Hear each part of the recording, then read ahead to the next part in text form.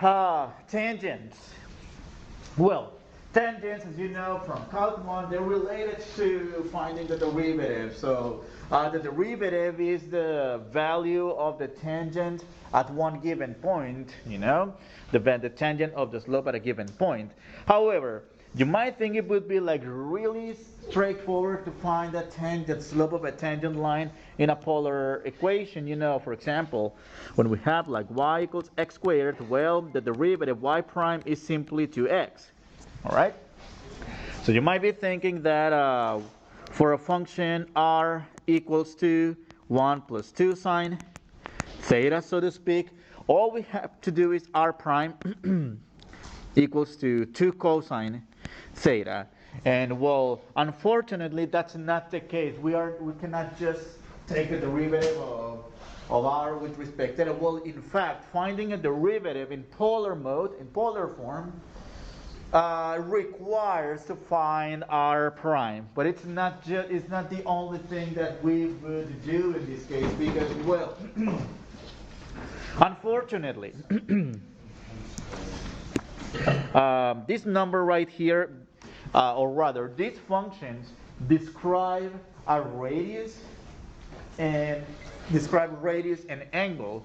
And in this case, well, with the exception of the circle, the circle, we have the radius the same at all given points. Well, that's the only case in which the radius is constant, all right?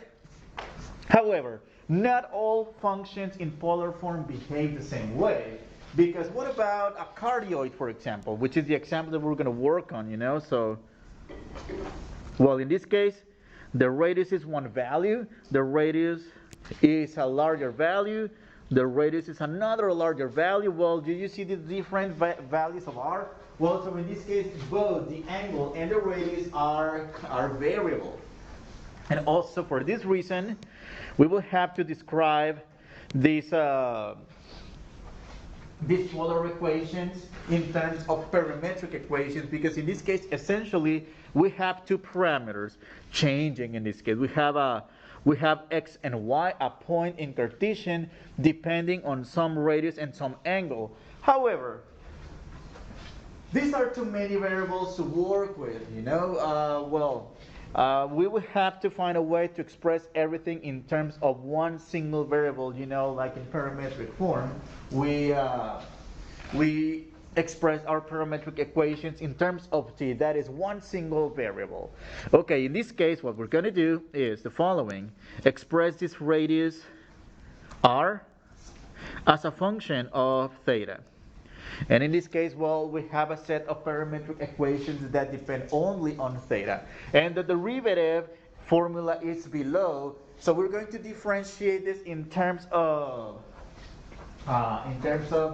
finding the derivative of parametric equation. That is, the derivative of the y equation with respect theta, just like we did the derivative of the y equation with respect t in parametric, divided by the derivative of the x equation. Well, in this case, notice this weirdness here, that's because, well, let me justify that part. That's x prime and y prime. That is the equation of the derivative of the x equation, the derivative of the y equation.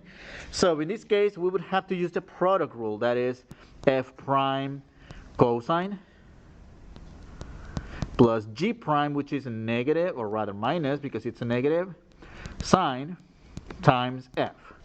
And the derivative of the y equation, that's f prime sine plus g prime, which is cosine rather. And then the first function without differentiating. Well, you can see these quantities right here are equivalent, except that we express f prime as dr d theta, and we express f as r, because it's the same way that we express a function y as f of x, we can express a function r as f of theta, all right?